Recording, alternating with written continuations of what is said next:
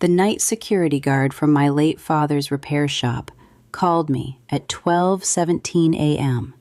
and asked why my husband kept coming back to the property after midnight. Before I could answer, he added, "And why is he going into the locked office with your sister?" I was standing barefoot in my kitchen with the refrigerator door still open, one hand around a bottle of water I had not even lifted yet. My husband, Aaron, had told me 2 hours earlier that he was exhausted, finishing cleanup at the shop and probably heading straight to bed. He was not in the apartment when the phone rang.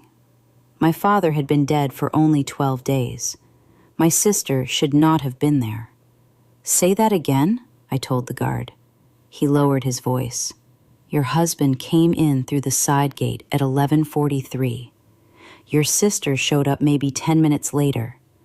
They went to the back office, the one your father always kept locked. They've been in there before, but tonight they brought boxes." I closed the refrigerator door and stood still. My name is Claire Donnelly. I'm 31, and I work in financial compliance. You learn quickly that if someone touches records at strange hours, moves paperwork before discussing it, or keeps changing why access was necessary, then the access itself is usually the point. I never imagined I would have to apply that rule to my own husband. My father's repair shop sat at the edge of Brook Hollow, behind chain-link fencing and low industrial lights. The front half was the actual shop. The rear office held permits, land surveys, invoices, handwritten ledgers, and every document he did not trust anyone else to touch. That office was always locked. There was a brass key on his ring for it, and after he died, I could not find it. At first, that seemed like grief chaos. The funeral, my mother's absence because she had died 6 years before him, my sister Jenna crying hard at the service and then becoming weirdly practical right after it. Aaron stepping forward with that careful tone people admire at funerals. "Let me handle the ugly parts," he had said. "You shouldn't have to carry all of this alone." I believed him. For the first week after the funeral, Aaron took over the cleanup schedule at the shop. He met with the scrap service and started making lists of what could be sold, donated, or thrown out. Jenna backed him up almost immediately. She said it was better this way, faster, cleaner, less emotional. None of it sounded wrong on its own. That was what made it dangerous. "Have they seen you?" I asked the guard. "No, I stayed in the front booth, but I heard metal drawers open. Ms. Donnelly, your father never let anyone in that room after hours, not even family." The guard's name was Eli Mercer. He had worked nights on the industrial strip for years and had known my father long enough to understand that the back office was not just another room. "What are they carrying out?" I asked. "I only saw one box so far. Banker's box, white. Your husband took it to his truck." My heartbeat slowed instead of speeding up. That always happens to me when something crosses from vague wrongness into sequence. "Is the truck still there?" "Yes." "And Jenna?" "In a dark sedan, parked near the rear fence." I looked at the clock on the microwave. 12:21. The smart thing would have been not to go, to call Aaron first and listen to whatever explanation he built, to wait until morning. But the problem with people who move documents at midnight is that morning is exactly what they are trying to get to first. "I'm coming," I said. There was a pause. Then Eli answered in a lower voice than before. "I thought you might." I ended the call, set the water bottle down unopened, and reached for my keys. Aaron still had not texted. Jenna had not texted either. Because if this were innocent, one of them would already have told me they were there. Neither had. As I pulled on my coat over my sleep shirt, one thought settled into place with brutal clarity. If my husband and my sister were inside my father's locked office after midnight, then whatever they were removing was not cleanup. It was something they did not want me to see. The drive to Brook Hollow took 13 minutes, long enough for anger to rise, settle, and harden into something colder. I did not call Aaron. I did not text Jenna. If they were still there, I wanted the first unguarded version of their faces, not the cleaned up one they would prepare if I warned them. Brook Hollow looked almost abandoned at that hour. The industrial strip went dead after 10, except for the security lights and the vending machines glowing inside empty service bays. My father's shop sat near the far end, beside a tire warehouse and a shuttered plumbing supply store. 2 yellow lights burned over the front roll-up doors. The back half of the lot was darker. Eli was waiting outside the security booth when I pulled in. He was in his 60s, narrow-shouldered, wearing the same reflective jacket and navy cap he always wore, like he had been issued one permanent night shift and never returned from it. He stepped toward my car before I had fully stopped. "They're still inside," he said. "Anyone else?" He shook his head. "Just them." "Did they take out more boxes?" "One." He pointed toward the rear lot. "Your husband carried it to the truck about 5 minutes ago. Then they went back in." I followed his gesture. Aaron's truck sat near the back gate, angled toward the exit instead of toward the office, ready to leave fast. Jenna's sedan was parked 2 spaces behind it with the lights off. That detail annoyed me more than it should have. People who are doing something legitimate do not park like they are already halfway gone. "How did they get in?" I asked. The office door was already open when I saw them. Already open. That meant either Aaron had found the key, copied it, or forced something earlier and made it look neat. None of those options improved the situation.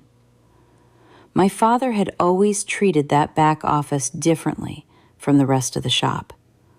Tools moved, inventory shifted, scrap came and went, but paperwork stayed where it belonged.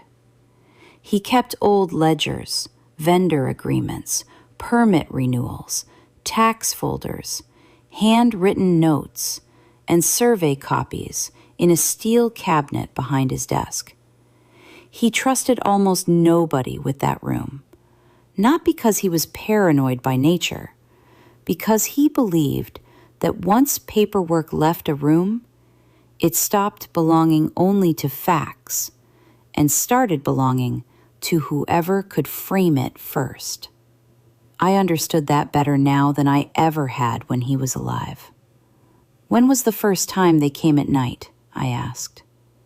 Eli frowned like he had been expecting that question. 3 nights ago. I turned to him. 3? He nodded. "First time, your husband only. Second time, both of them. Tonight again." That landed heavily. So this was not some impulsive midnight decision. It already had a pattern. "Why didn't you call me sooner?" I asked. His face tightened. "I almost did. But your husband said you knew he was sorting the office. Said the family wanted to move papers before the probate people came around." Probate people. That was not how normal people talked, unless they were trying to sound legitimate around someone who did not know the process. A fake adult phrase, vague, official, meaningless. "I never told him to move anything," I said. "I figured that tonight." He did not say more. He did not need to. We crossed the lot without hurrying.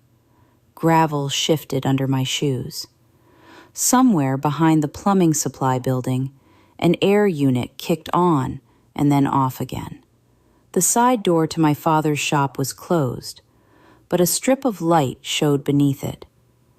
As we got closer, I could hear metal sliding softly, drawer runners, cabinet doors, the sound of people trying not to make sound. Eli stopped near the corner. "You want me with you?" I looked at the light under the door, then at Aaron's truck. "Yes," I said. Not because I was afraid of being hit, because I wanted a witness standing inside the moment they saw me. I reached for the door handle and found it unlocked. That told me more than almost anything else. Not careful enough to leave, too careful to delay, confident enough to think no one would come. I opened the door. The shop lights were off except in the back. The main work area lay in shadow, all steel tables and hanging tools, and the faint, familiar smell of oil baked into concrete. My father's radio was still on the shelf above Bay 2, unplugged but exactly where he left it. The sight of it almost stopped me. Then I heard Aaron's voice. "Take the surveys, too." Not maybe, not should we, take them. Jenna answered from the back office.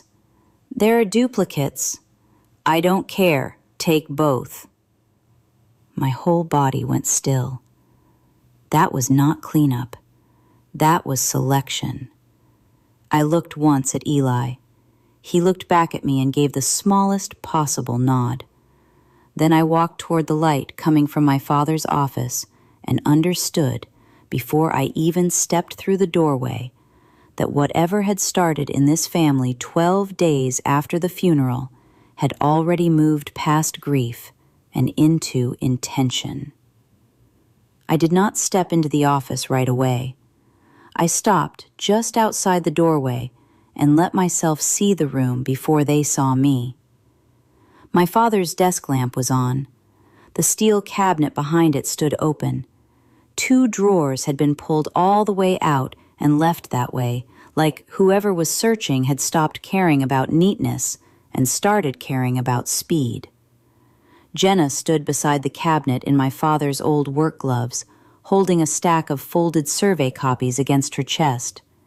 Aaron was at the desk with one knee bent against the drawer, sorting papers into 2 piles with the flat, efficient movements he used when he wanted to look calm. There was a white banker's box on the floor between them, half full. Not of junk, not of invoices, not of old receipts. Thick folders, rolled maps, bound ledgers. Selection. For one strange second, neither of them looked like family to me. They looked like people caught halfway through removing evidence from a place they had already decided no longer belonged to the person who should have been standing there. Then Aaron lifted one more folder, turned slightly, and saw me. His whole body froze. Jenna followed his line of sight a second later and went pale so quickly it almost looked theatrical. But not quite. This was real fear, not performance. Good.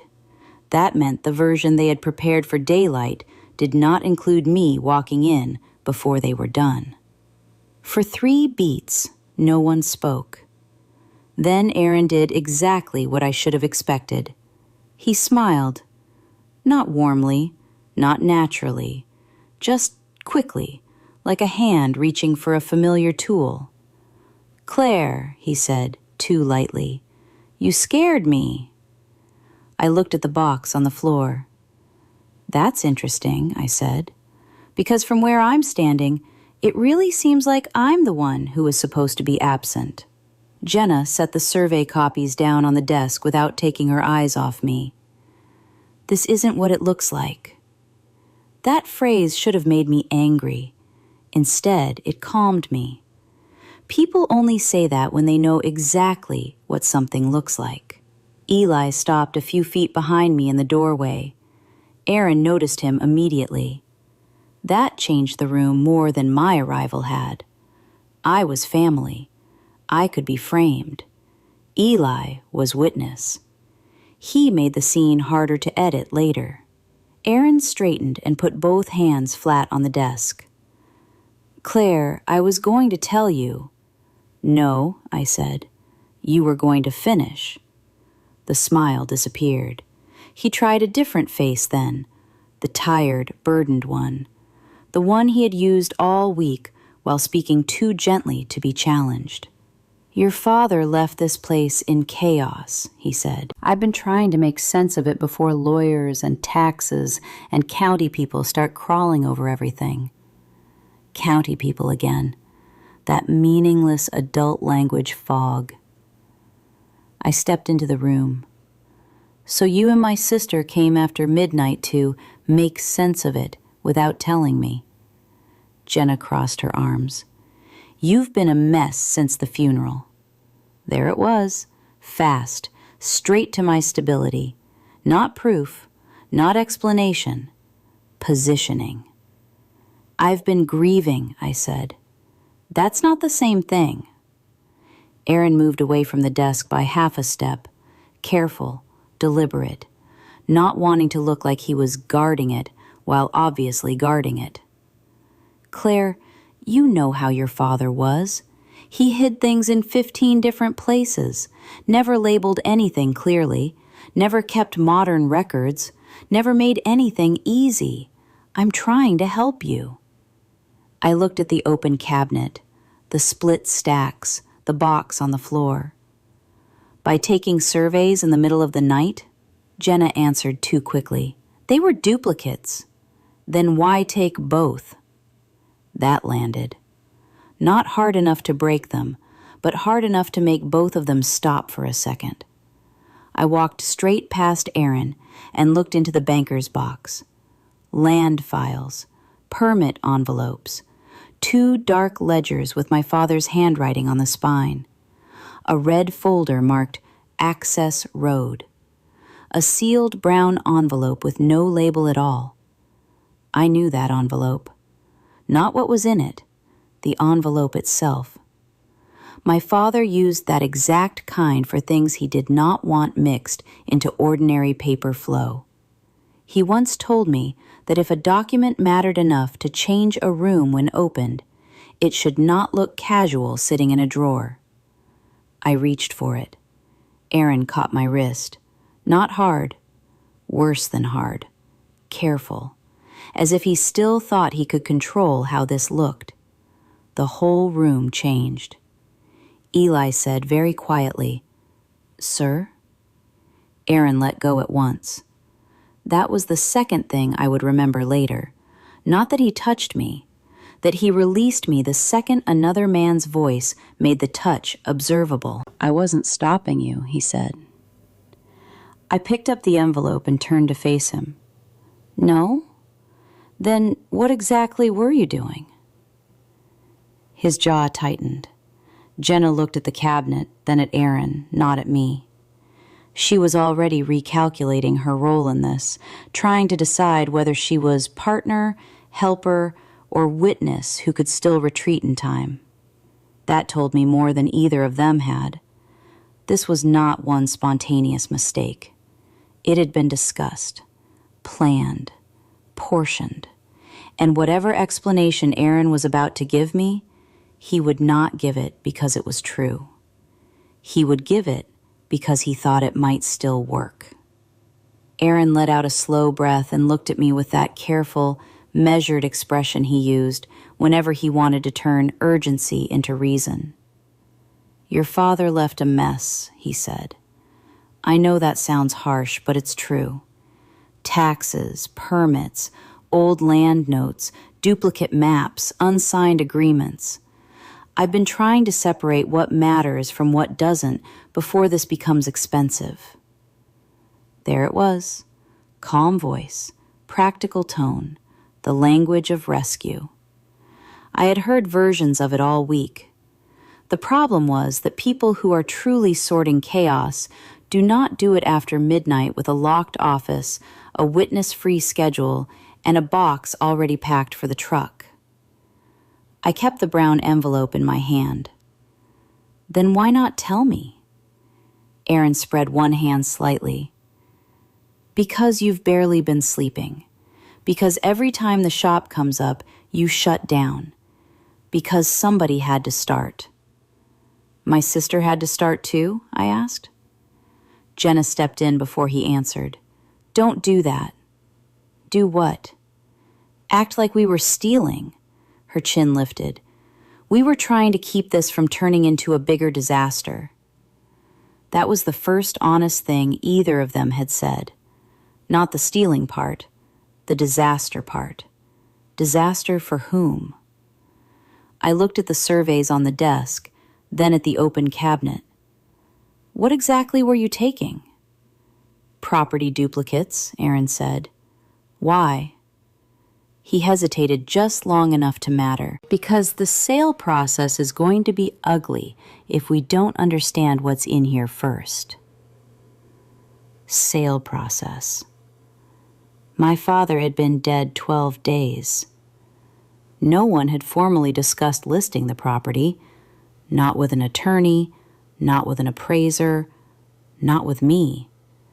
And yet Aaron was already speaking as if sale were the natural settled outcome, and his only role was to make it cleaner. That is how control enters a family, not through force, through assumption stated in an adult voice.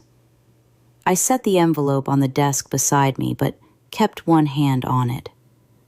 Who said we were selling? Jenna looked at me as if I were being unreasonable on purpose. Claire, come on. No, I said. Answer the question. Aaron moved around the corner of the desk, careful to keep distance between us now that Eli was watching. Your father's gone. The shop barely broke even the last 2 years. The lot is worth more than the business. We all know that. We all know that. Another lie hidden inside a likely truth. Yes, the lot probably was worth more than the current revenue from the shop. That still did not explain midnight entry, missing records, or why he and Jenna needed to choose what left the room before I saw it. I turned to Eli. How many boxes have they already taken? Aaron's face changed before Eli answered. 2 before tonight, Eli said. 1 your husband took alone. 1 both of them loaded into the sedan 3 nights ago. Jenna swore under her breath. Good. That meant she had not known what Eli had seen, or how much. I looked back at Aaron. You told me you were clearing scrap and old tools. He did not blink. Mostly I was. Mostly? This office wasn't separate from the cleanup. Yes, it was. The words came out sharper than I intended, but I did not soften them. My father kept records in here for a reason, and you knew that. Aaron's tone cooled by half a degree. I know your father also made everything harder than it had to be. There it was. Not grief, not respect, resentment. Not new resentment either. Old resentment. The kind that had been waiting for permission. My father had never fully trusted Aaron. He was never rude about it.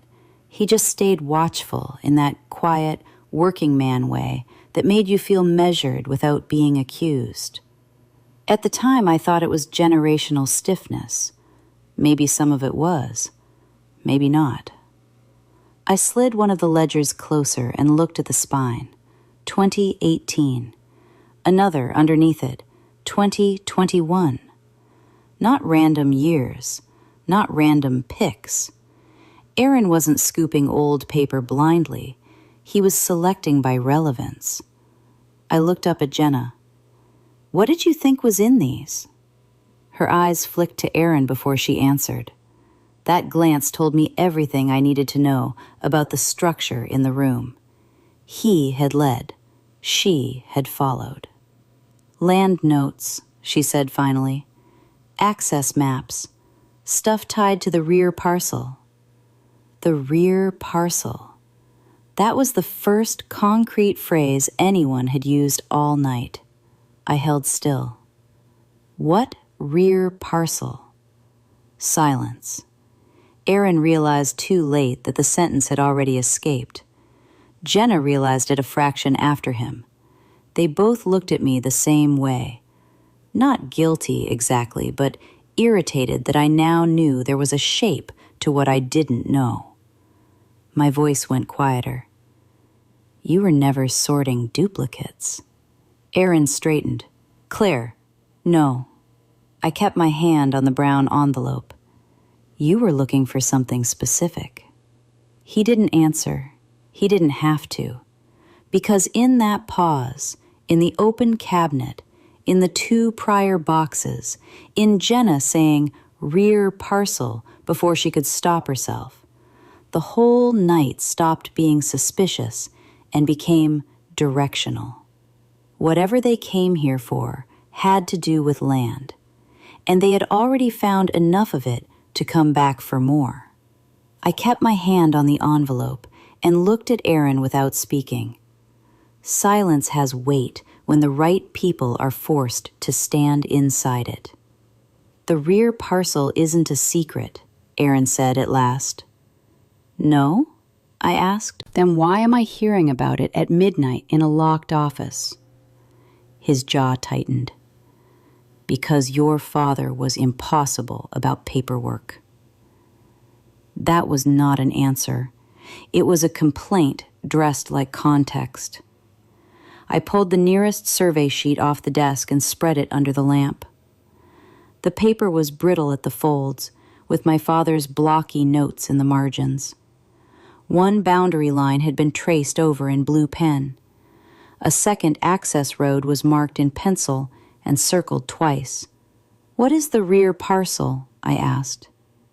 Neither of them answered. I looked at Jenna. You knew about this? She crossed her arms. I knew Dad kept separate notes on the back acreage. Back acreage, rear parcel, access road. Different names for the same thing, used by people trying not to say too much at once. Aaron stepped closer to the desk again, open-palmed, trying to look less like a man caught and more like a man forced to manage emotion. Claire, if you would calm down for 5 minutes, I can explain why this matters. No, I said. You can explain why you lied. Eli was still in the doorway. Good. Every time Aaron glanced that way, his tone cleaned itself. He understood witness pressure. Aaron exhaled. Your father split the property years ago on paper, but not in the way most people would. The shop lot, the rear access strip, and the undeveloped section behind the fence were handled through different records. It's messy. Messy. Another harmless word hiding intention.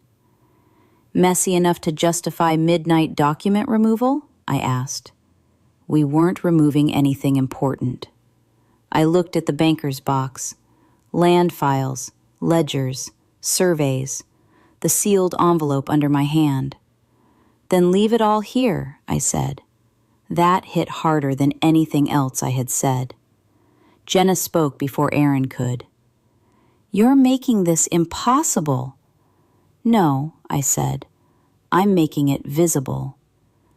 Then I turned the brown envelope over, still sealed. My father's handwriting on the front. For Claire only. Something inside my chest shifted. Aaron saw it too. Don't open that here. I looked up. Why not? Because if it says what I think it says, you're going to overreact before understanding the consequences. There it was again. He wanted the truth filtered through him. I slid one finger under the flap. Jenna swore. Aaron took one instinctive step toward me. Eli said, "Sir," just softly enough to stop it from becoming more than a step. I opened the envelope. Inside were 3 folded pages and a key taped to an index card. The first page was a short letter in my father's handwriting. Claire, If this envelope is open, then somebody has already gone into the office looking for land records before speaking to you honestly. Do not hand over the rear parcel documents until you read the survey notes and easement copies together. The repair shop can be sold. The rear strip cannot be treated the same way. I stopped there. The room had gone completely silent. Not because they did not know what was in the letter, because they did. I looked at Aaron. You knew. He didn't answer. I looked at Jenna. Both of you knew there was a separate parcel. Her face went stiff. We knew there was something your father never explained properly. I unfolded the second page. Easement references, access limitations, a handwritten note, not transferable without linked consent. On the index card below the taped key, my father had written one more line. File cabinet behind compressor room. A second location. A second cache. Aaron saw me read it, and that was when the mask finally slipped all the way. He moved toward the door. Not toward me, not toward the box, toward the shop floor, toward whatever was behind the compressor room. I moved before I had fully decided to. Aaron was faster in open space than he was in the office. He cut across the shop floor with the confidence of someone who had already memorized the path, weaving past the steel work table and parts shelves without slowing down. That told me more than his words ever had. This was not the second or third time he had been back here after hours. He had rehearsed it. Stop him, I said. Eli stepped away from the doorway, just enough to force Aaron wider around the service bay. That cost him 2 seconds. I used them. By the time I reached the rear half of the shop, Aaron was already at the compressor room door, one hand on the latch, the other in his jacket pocket. The compressor room sat behind Bay 3, half storage, half noise shield, with cinder block walls and an old metal door my father kept shut because the machine inside rattled so hard it made conversation impossible. When I was a kid, he told me anything worth hiding in a building full of tools should never look hidden from the outside. At the time, I thought he was joking. Aaron yanked the door open. I saw his eyes go first, not to the shelves, not to the machine, but to the far wall beside the breaker box. Then he realized I had seen that too. He pivoted toward me. Claire, listen to me. No, not now. I reached the wall before he did. At first I saw nothing except peeling gray paint, a hanging extension cord, and an old plywood panel mounted behind stacked filter boxes. The boxes had been moved recently. Clean edges in the dust, fresh scrape marks on the floor. I pulled the top one aside. The panel had a keyed cam lock in the center. My father's taped key was already in my hand. Aaron stopped moving. That silence was louder than anything he had said all night. You knew, I said. His voice came out tight. I knew your father hid records. That isn't the same thing.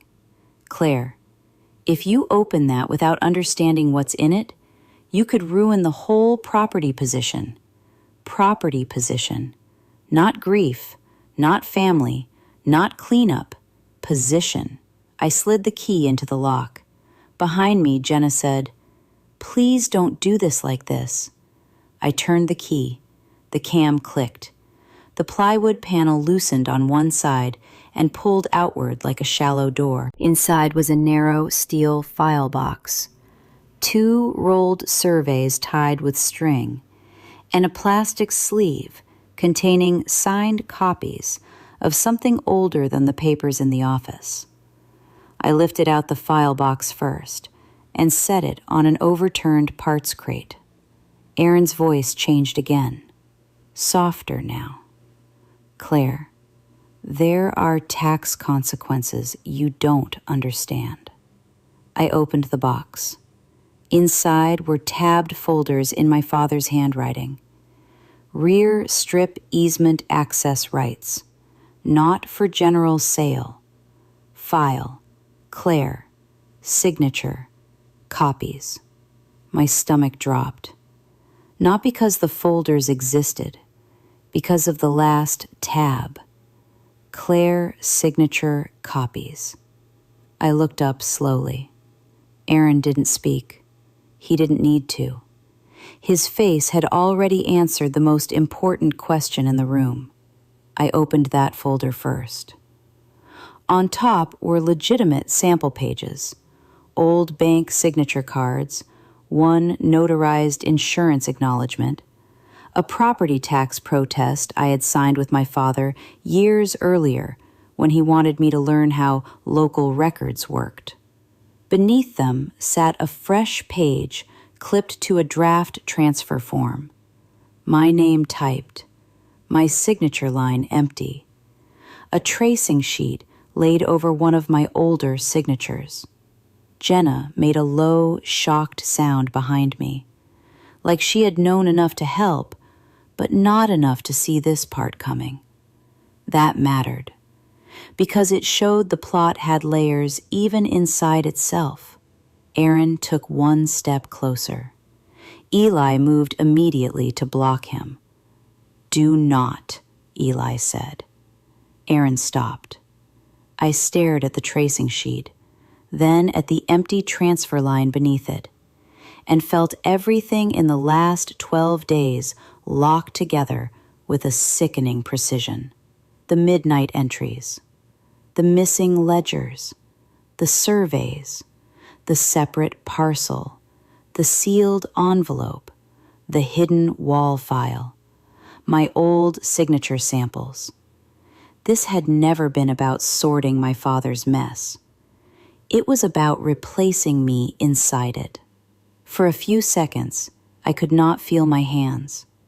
Not because I didn't understand what I was looking at, because I did, too clearly. In compliance work, fraud usually arrives in layers soft enough to excuse one at a time.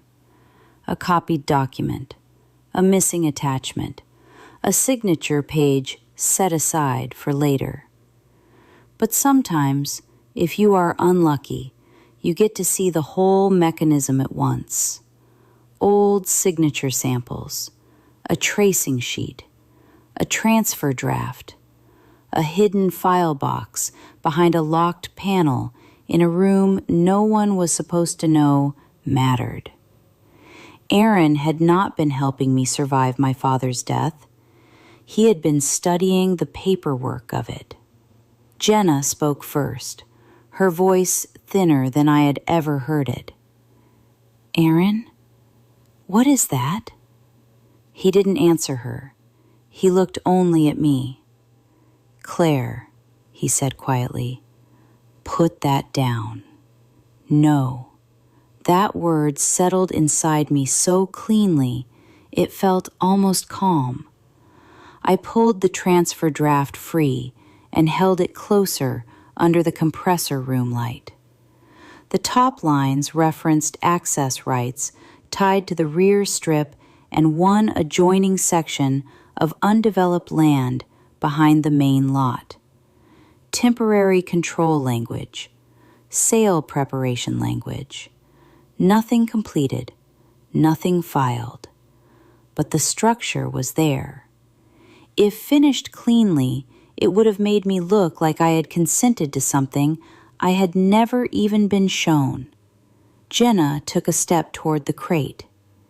"You said this was about duplicates." Aaron still didn't look at her. "It is."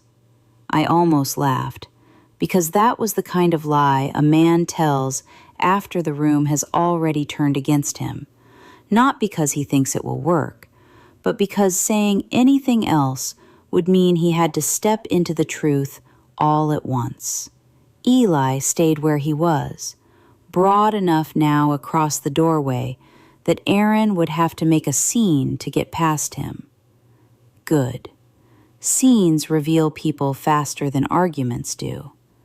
I opened another folder. Rear strip. Inside were survey copies, easement maps, handwritten notes from my father, and one typed memo that looked newer than the rest.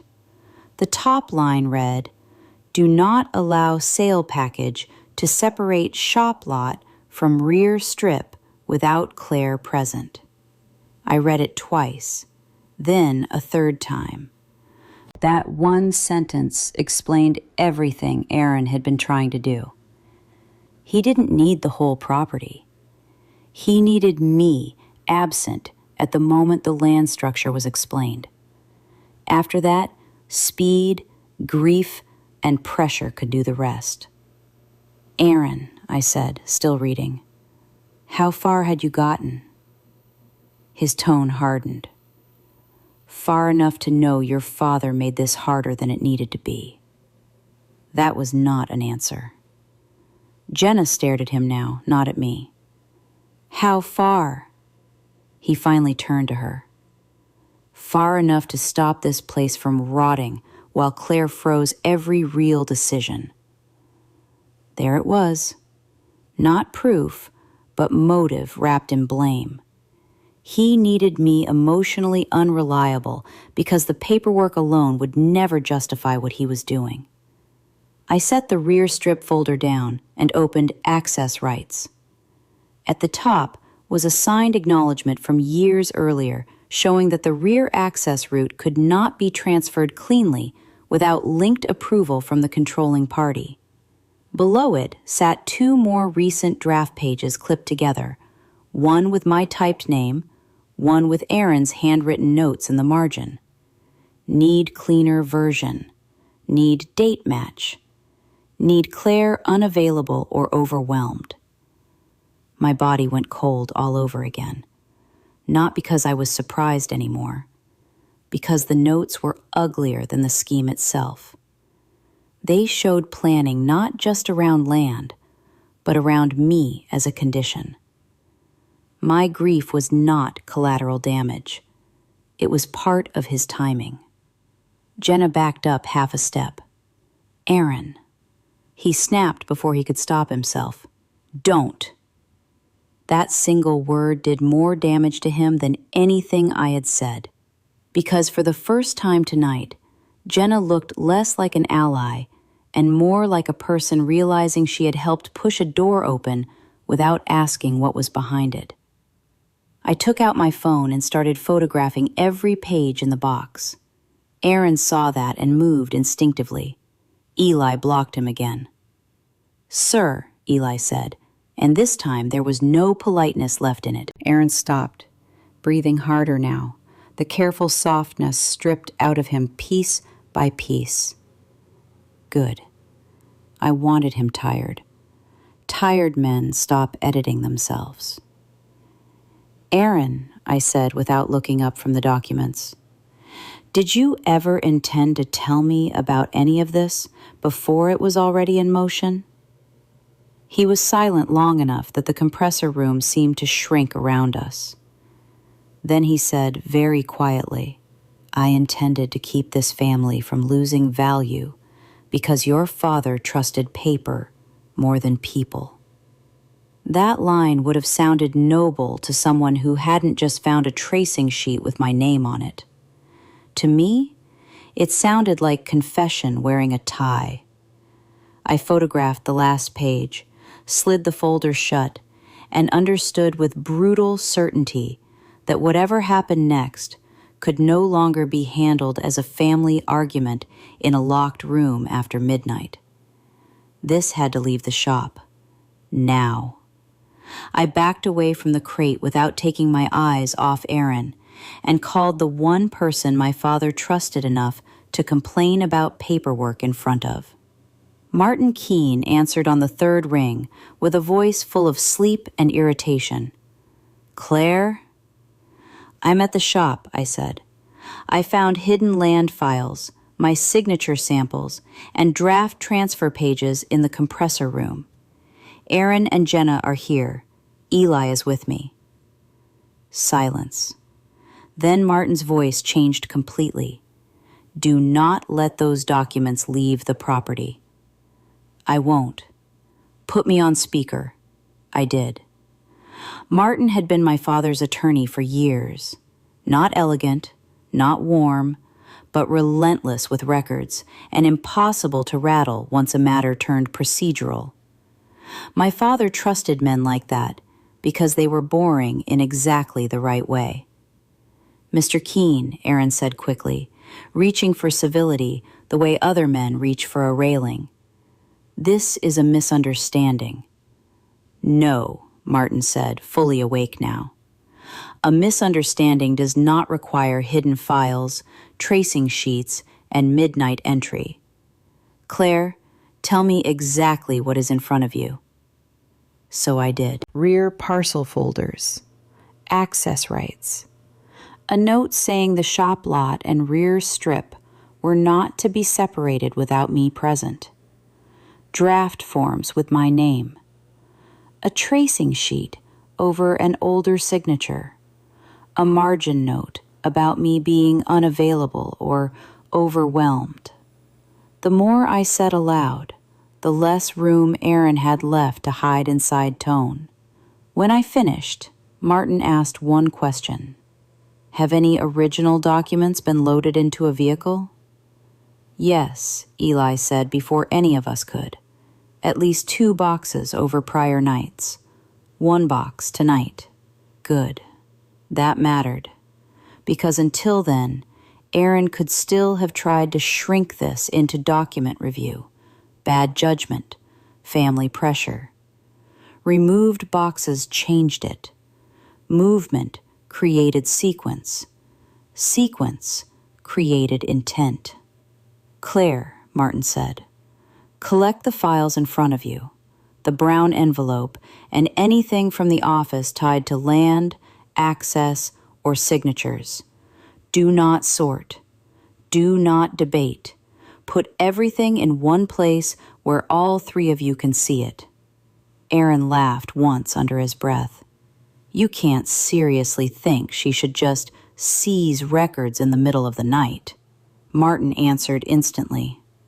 "I seriously think you lost the privilege of managing this quietly the moment you introduced her signature into the process." That hit. I heard it in Aaron's breathing before I saw it in his face. He had expected resistance, maybe outrage, maybe tears. He had not expected structure to arrive faster than he could frame the room. Jenna folded her arms tightly across her body, not defensive anymore, containing herself. "I didn't know about the signature pages," she said. Aaron turned on her. "Now is not the time." "No," she said, voice shaking. "Actually, it seems like exactly the time." Good. Cracks. I lifted the steel file box and carried it back toward the office. Eli stayed near Aaron, not touching him, just present in the way that made touch too expensive to attempt. Jenna followed me without speaking. In the office, I set the compressor room box beside the banker's box, the surveys, and the ledgers already on the desk. Then I brought in the brown envelope and laid my father's letter on top. For Claire only. That single line changed the office all over again. It made my father present in the room without softening anything in it. Jenna read the letter over my shoulder and sat down heavily in my father's chair, as if her knees had given out. "He knew," she said. "Yes," I answered. Aaron stayed in the doorway at first, refusing to stand fully inside a room that now looked less like an office and more like a case file exploded into visible form. Property, access, sale restrictions, signature preparation, multiple locations, multiple nights. It was no longer one suspicious act, it was a system. Martin came through the speaker again. "Claire, count the boxes." 2 visible here. Eli says at least 2 were moved earlier this week." "Fine. We assume records are already missing. Do not chase them tonight. Preserve what you have. I am leaving now. Brook Hollow was 35 minutes from Martin's house. That meant we had 35 minutes to keep the room stable and everyone in it observable. Aaron, I said, finally looking at him again, are there any more locations besides the office and compressor room? He didn't answer. That was answer enough.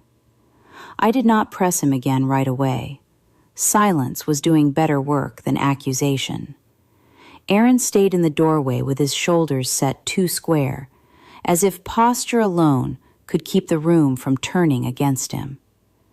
Jenna sat in my father's chair, pale and rigid, staring at the letter as though the words might rearrange themselves into something less damning if she looked long enough. Eli remained near the hall, not part of the family and therefore suddenly the most important person in it. I started building order. First the brown envelope and my father's note, then the rear parcel folders, then the access rights file, then the tracing sheet and draft transfer pages, then the ledgers and the survey rolls. I laid everything out across the desk and the side table in separate groups, the way I would have done at work if someone had dumped half a fraud file on my desk and told me to make sense of it before business hours. Property, access, signature prep, removal sequence. The act of sorting calmed me, not because it changed what Aaron had done, because it stopped the room from belonging to his timing. What exactly were you planning to do with my signature? I asked. He did not answer immediately. He was still trying to decide whether denial or partial truth would leave him more ground. That alone told me how bad it was. Finally, he said, nothing had been filed.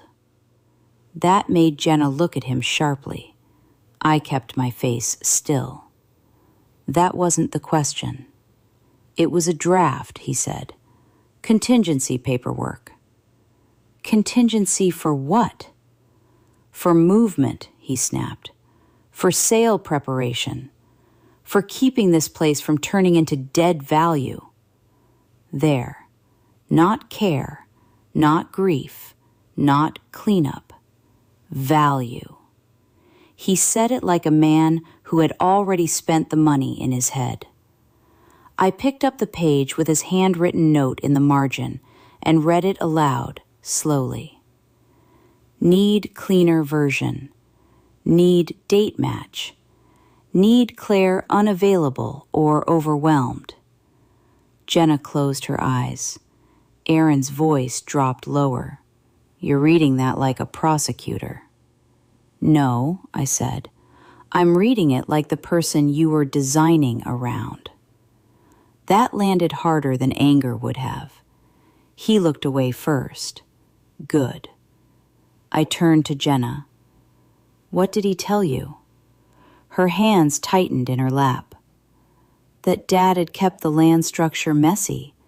That if we didn't sort it before attorneys got involved, the sale would freeze for months. He said there were duplicate surveys and old access notes that could confuse the process. Did he mention my signature? No. Did he mention hidden files behind the compressor room? No. Did he mention a separate parcel your father did not want handled without me present? She shook her head once, slow, miserable. Aaron cut in, because none of that means what Claire thinks it means. I looked at him. Then explain it. He came 2 steps into the office this time, but stopped short of the desk. Your father split things in a way that made no commercial sense. The rear strip affects access. Access affects value. The longer this sits, the worse the position gets. I was trying to understand the structure before the county, the buyers, or the tax side forced decisions on us. Forced decisions on us. Another revealing slip. There was no us in the controlling documents. That was the problem. You mean on me, I said. His silence confirmed it. My phone buzzed in my hand. Martin. I'm 5 minutes out, he said. Do not let anyone leave with anything. No one's leaving, I said. Aaron heard that. His expression changed, not openly, but enough. A man recalculating exit paths. I saw it and moved before he did. Not toward him, toward the office door. Eli understood immediately and stepped wider into the hall, casually, like he had simply gotten more comfortable standing there. Aaron laughed once without humor. Really? Yes, I said. This is insane. No, I said. This is documented. That word changed the room again, because that was the real divide between us now. Aaron still thought in terms of pressure, persuasion, sequence, access. I had crossed into record. Once something becomes record, it stops being manageable by tone alone. Jenna looked at the open files, then at Aaron. How many boxes did you already take? He didn't answer. How many? She repeated. This time he looked at her with open irritation, enough to keep this from becoming a circus. I held his gaze, which meant more than 2. Which meant the missing ledgers from the office were not accidental gaps. Which meant tonight had not been the start of the removal. It had been the continuation of it. Headlights swept across the front windows.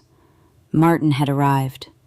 I heard his car door shut, then the quick, purposeful stride I had known since I was 19 and first sat across from him while my father explained why signatures mattered more than promises. Martin Keene did not move like a dramatic man. He moved like someone who had already decided what part of reality was relevant and had no time for the rest. A few seconds later, he stepped into the office doorway in a dark overcoat, tie half loosened, leather case in one hand.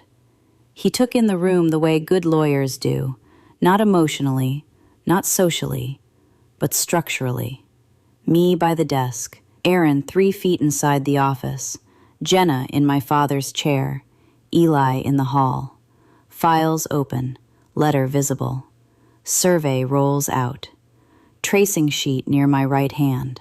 Martin set the leather case on the side table and said the most useful possible thing. No one touch anything. The room obeyed him before anyone meant to. He moved to the desk and began reading without asking permission, because permission would have implied equal standing. He started with my father's letter, then the access file, then the traced signature page, then Aaron's handwritten notes. He did not speak for almost 2 full minutes. That silence was brutal. It stripped everyone in the room down to how they breathed. Finally, he looked at Aaron. Did you prepare or request any draft document bearing Claire's name without her direct knowledge? Aaron folded his arms. Nothing was filed. Martin did not blink. That is not an answer. Aaron tried a different route. I was trying to keep the property from collapsing into dead paper while everyone else was grieving. Martin nodded once, as if storing the sentence rather than believing it.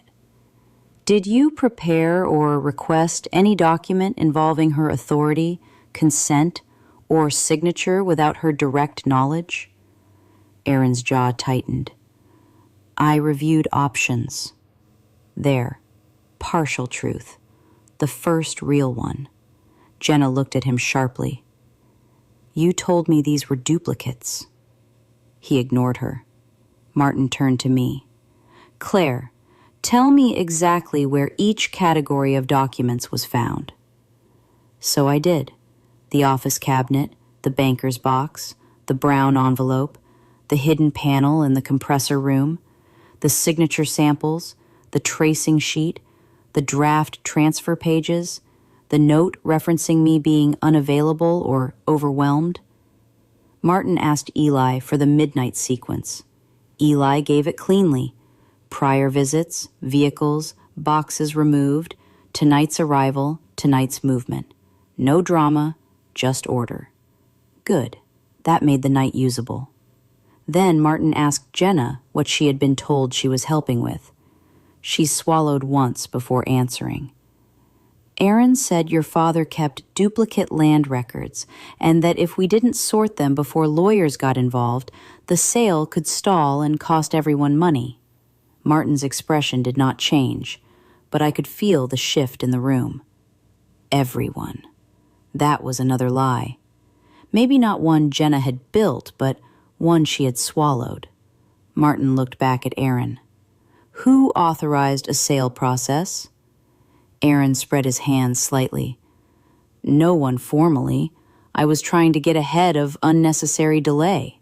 Using Claire's signature samples? No answer. Using hidden records removed after midnight? Still no answer. Martin opened his case, took out a legal pad, and began writing. Claire, from this point forward, this is no longer an internal family misunderstanding. This is a preservation matter involving attempted, unauthorized document handling, potential misrepresentation of authority, and possible preparation of false consent instruments. Jenna went white. Aaron laughed once, short and ugly. You're inflating this. No, Martin said. You were inflating transfer language around a property structure you did not control. That hit hard enough that Aaron actually looked away.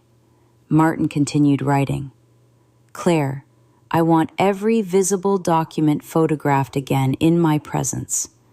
Then we box the originals here, seal them, and log chain of possession. Eli, I need your name, number, and written account before you leave. Jenna, if you want to help yourself tonight, you will tell me every prior date you were on this property with him. Jenna stared at the desk. Aaron said, She doesn't owe you anything. Martin finally looked at him with something colder than irritation. At the moment, Mr. Cole, the room is not organized around what you think people owe you. Silence. Then Jenna spoke without lifting her eyes.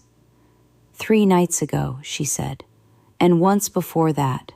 He said we needed the land surveys and old ledgers before Claire saw how complicated everything was. I turned toward her slowly. Before Claire saw. Not before lawyers. Not before buyers.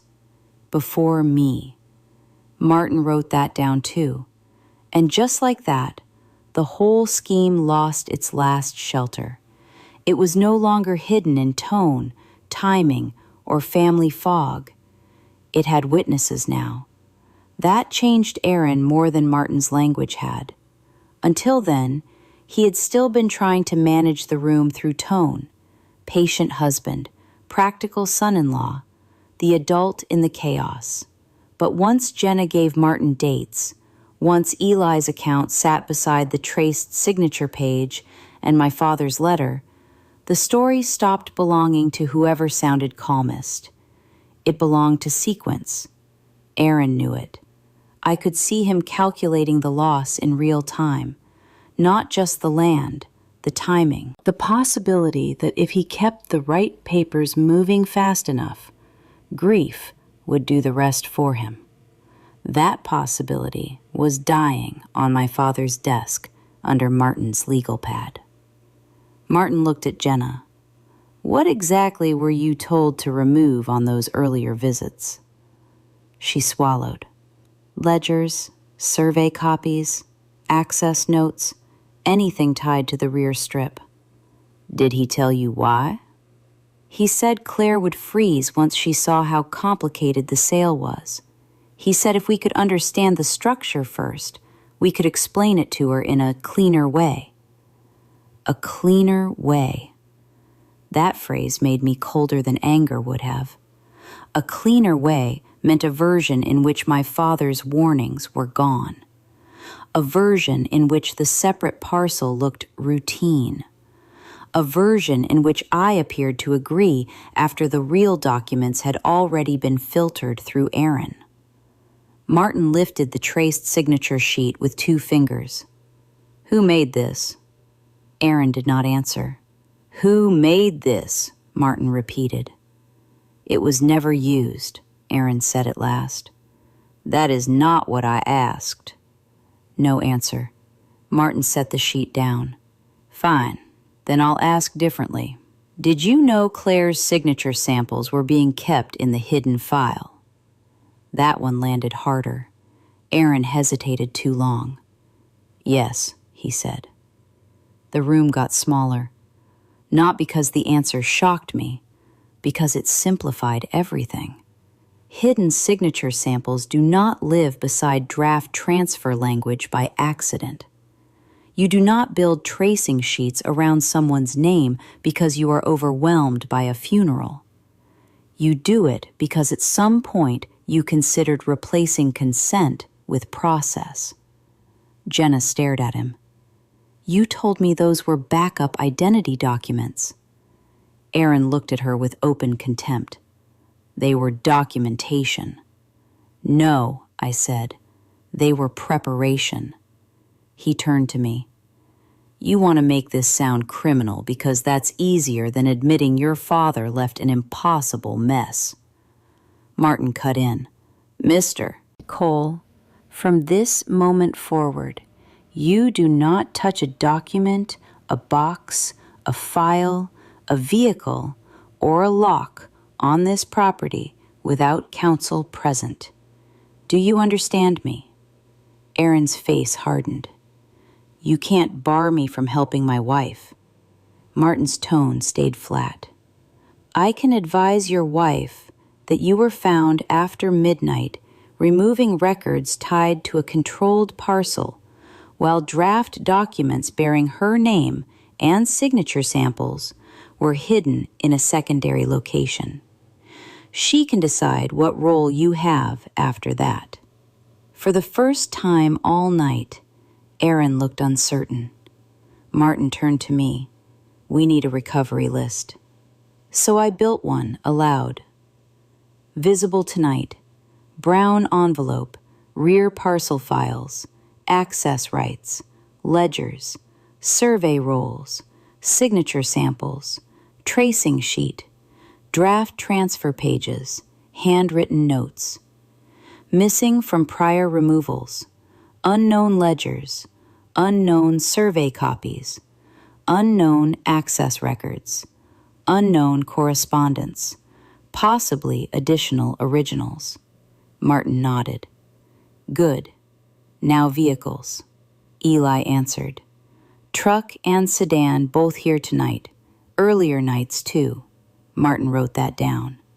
"Before dawn, I want written notice prepared to freeze any attempted transfer activity tied to the shop lot or rear strip until document review is complete."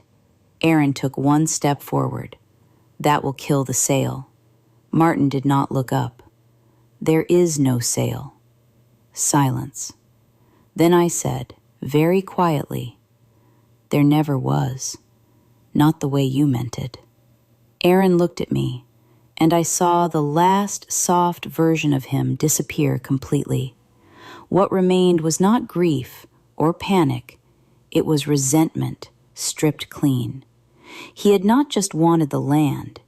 He had wanted to be the one who understood it before I did. The one who translated my father into money. The one who decided what I was allowed to know and when. That was the real betrayal. Not paperwork. Replacement. That word stayed with me as Martin began sealing the first stack of originals into document sleeves from his case. One by one, the papers stopped being loose objects in a family fight and became logged evidence with sequence, handling notes, and witness presence. I watched Aaron understand that shift in real time. He was not losing because I had yelled louder or cried harder or suddenly become sharper than him. He was losing because the room had moved out of emotion and into record. That was the language my father trusted. Martin handed me a blank legal pad sheet. "Write every date you remember him taking over access," he said. "Not just tonight. Everything that felt small at the time." So I did. The day Aaron first volunteered to help with cleanup. The day he insisted on taking my father's ring of spare keys home. The afternoon he told me not to worry about vendor calls because he had already answered them. The missing mail tray at my apartment when he said he was filtering paperwork. The evening Jenna casually asked whether the rear fence line belonged to the shop lot or the neighboring strip, and then acted like she had no reason for asking. Each memory changed shape as I wrote it down. Small things become dangerous once sequence reveals their purpose. Jenna was still sitting in my father's chair, but differently now, not collapsed into it, held by it. She kept staring at the traced signature sheet as if the page offended her more each time she looked at it. Good. Let it. "You said you were helping me," she said finally. Not to me, but to Aaron. He let out a bitter breath. "I was."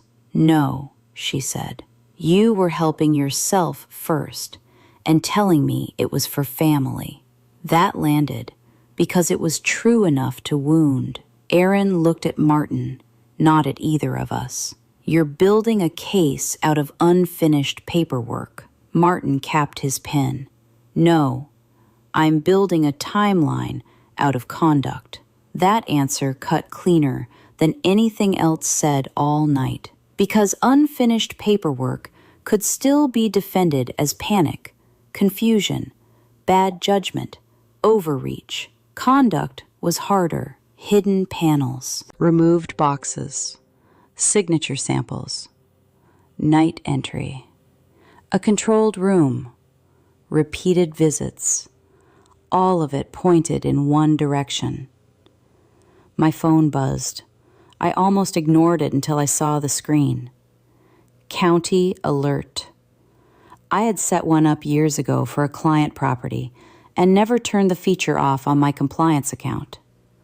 Out of habit, after Eli's first call, I had entered the shop address and the rear parcel reference I found in the file. Now a new notification sat on the screen. Pending contact inquiry, added to parcel-related record shell. My stomach dropped. "Martin." He looked up. I handed him the phone. He read the alert once, then again. "When did this come in?" "Just now." Aaron's face changed. That was all I needed. "Who were you expecting to contact?" I asked. He said nothing. Martin's tone flattened further. "Someone is still touching the record path." Aaron laughed once, but there was strain in it now. "It's an automated system. It could mean anything." "No," I said. "Not to you." I looked at Jenna. "Did you give anyone else copies?" She shook her head too fast. "No." "Aaron?" Silence. Then Eli spoke from the hall. "He made one phone call in the lot before you arrived. I saw him, but I couldn't hear him." That opened another layer. Of course it did. Schemes like this never like being alone. Someone had helped with language, sequence, or forms. Maybe not a lawyer, maybe not officially, but someone was still alive on the outside of the house and the shop, still watching the process for movement. Martin held my gaze. "From this point on, assume there is at least one outside contact." That made the room feel colder. Not because it changed what Aaron had done, because it widened it. My father had not just distrusted a son-in-law with poor judgment. He had anticipated a system forming around his records if the wrong person got to them first. I looked at the survey rolls, the access files, the envelopes, the signature pages, and understood something I had been resisting all night. The shop was never the center of this. It was only the place where the papers lived. The real target was control over the land structure behind it, and Aaron had been trying to build that control before I even knew what shape it took.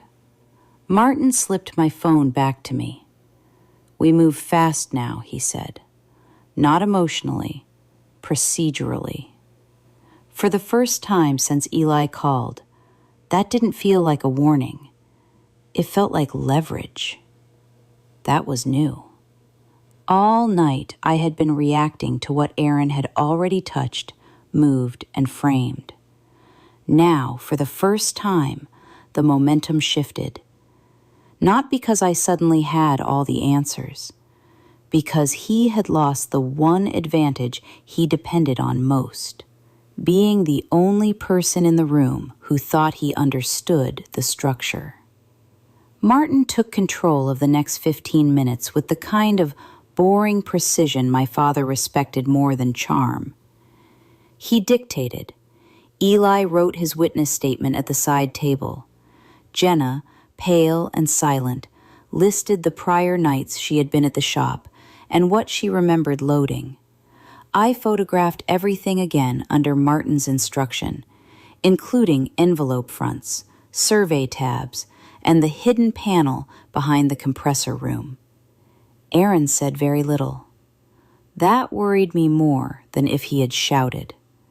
Men like him talk when they think they can still move the room. Silence means they have started moving internally instead, deciding what to deny and what they might still reach outside the room if given one opening. "Give me your phone," I said. He looked at me as if I had said something absurd. "No," Martin answered before I could.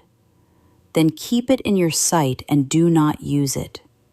Aaron almost smiled. "You think that's enforceable?" "No," Martin said. "I think it's memorable." That landed.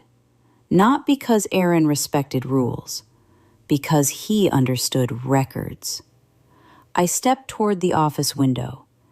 Beyond the fence line, the undeveloped strip disappeared into dark brush and uneven land my father always referred to as if it were both valuable and troublesome. He never explained it cleanly, just said, "The backland matters if you read the access right." Now I knew he had been speaking in half warnings. "Martin," I said, turning back, "what exactly could Aaron gain if he separated the shop lot from the rear strip?" Martin closed the access file. "Control over sale pressure. If the front lot sells as simple commercial property, while the rear structure is misunderstood, whoever manages the explanation can push value, timing, and consent in their own direction. In plain English, if you are confused and he is not, he wins." There it was. Aaron finally spoke. "That's not what this was." Martin looked at him. "Then what was it?" "Protection," Aaron said too quickly. "For whom?" I asked. He didn't answer me. He looked at Jenna instead, which told me enough. Jenna looked back at him with open disgust now. "Don't." My phone buzzed again. Another county alert. Same parcel shell. Another contact activity marker. No filing yet. No completed movement. Someone outside was still waiting for Aaron to finish building the path. "Can you freeze inquiry activity too?" I asked.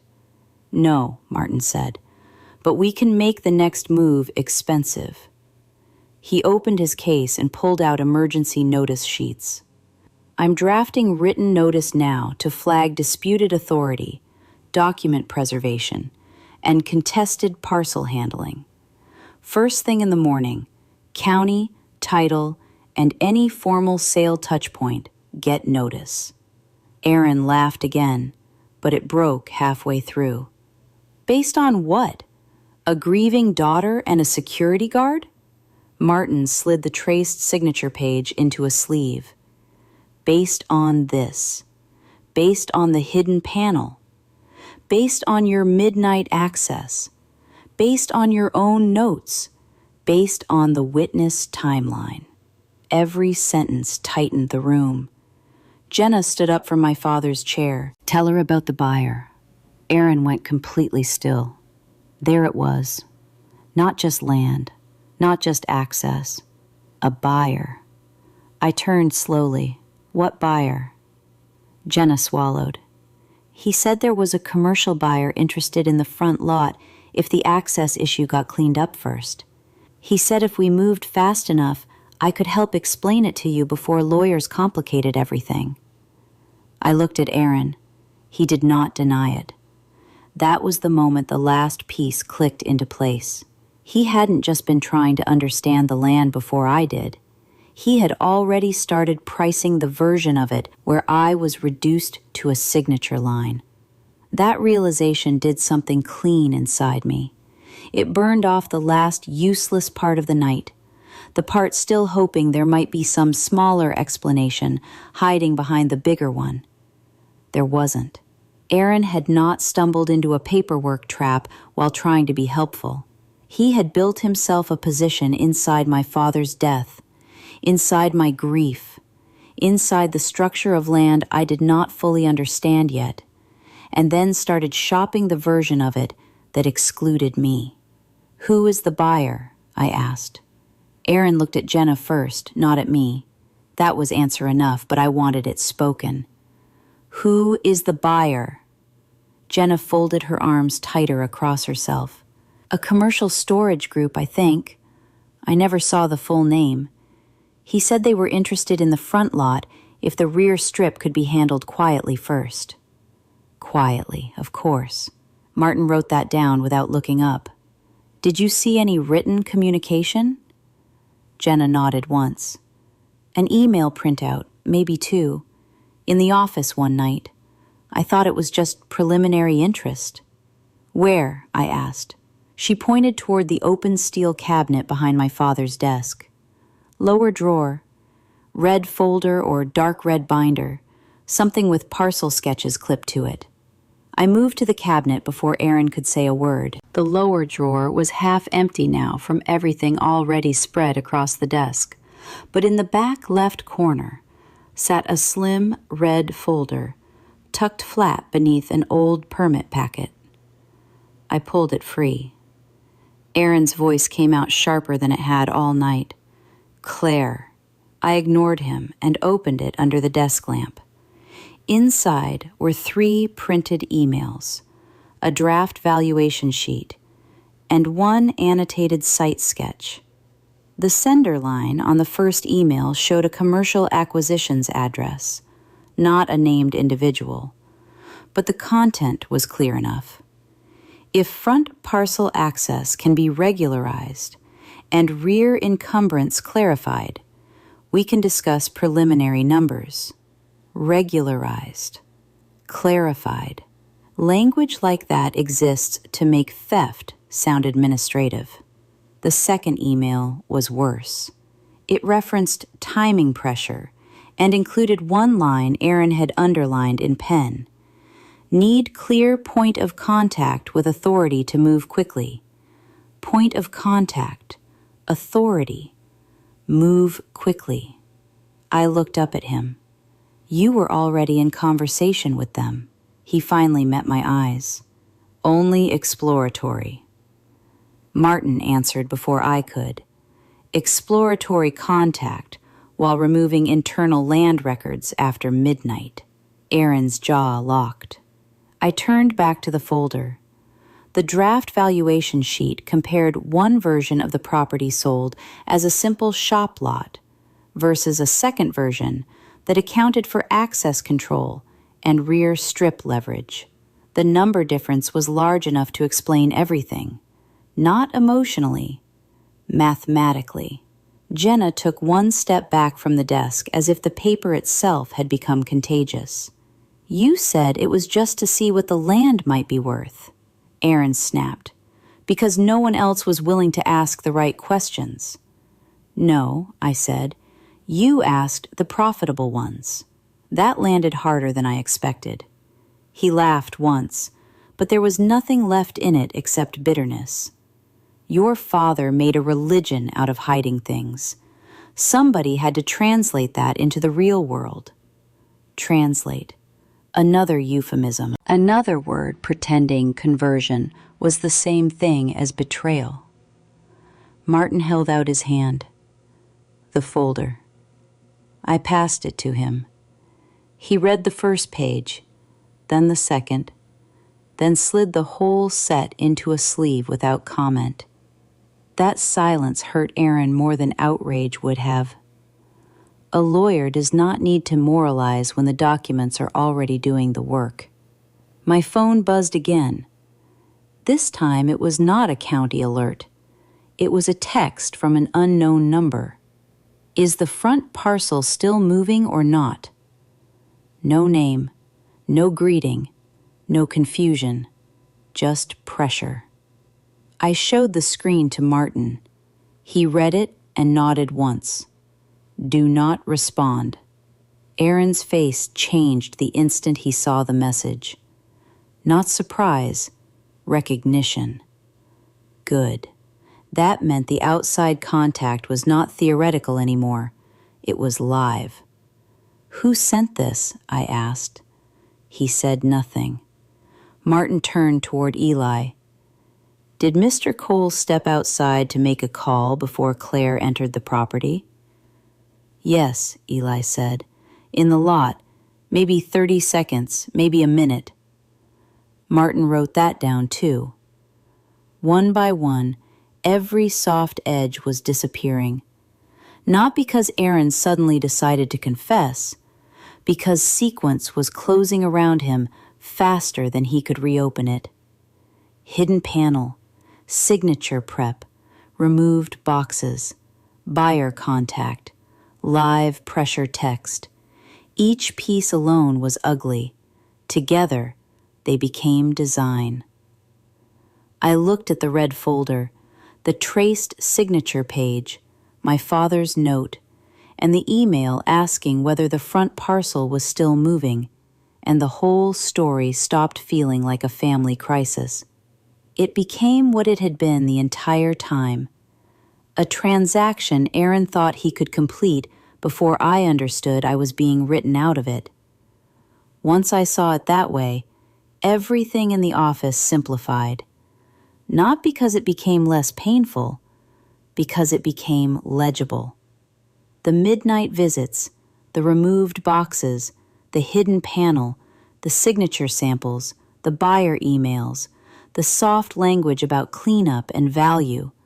None of it was random anymore. It was a sequence built to move one person into control while keeping the actual controlling party tired, grieving, and slightly behind.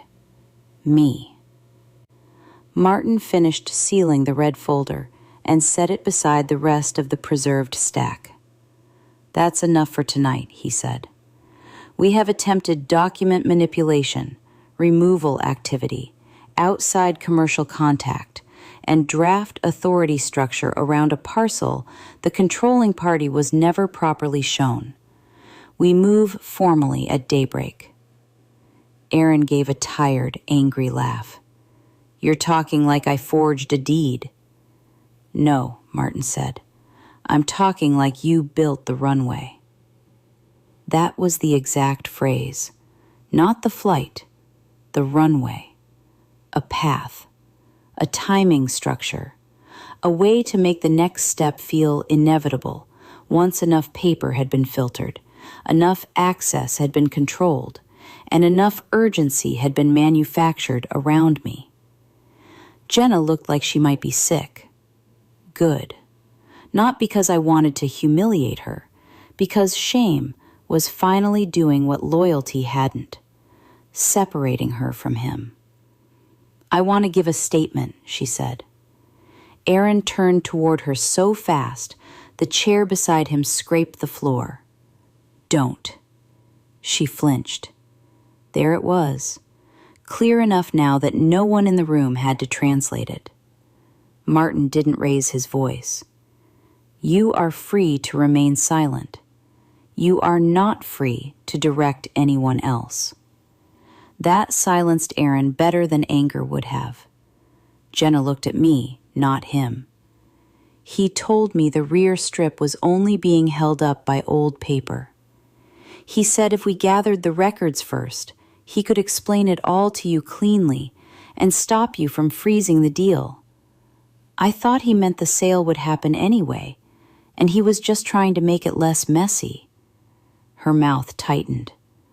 I didn't know about the tracing sheet. I didn't know about the hidden signature file. I believed her. Not fully, not cleanly, but enough. Because guilt looks different when a person was complicit in the wrong thing than when they were merely used to help it move faster. Jenna had crossed lines. Aaron had designed them. My phone buzzed again with another message from the same unknown number. Need answer before morning. Buyer won't wait. Martin took the phone from my hand, read it, then wrote the number down on his pad. Even better. Aaron said nothing.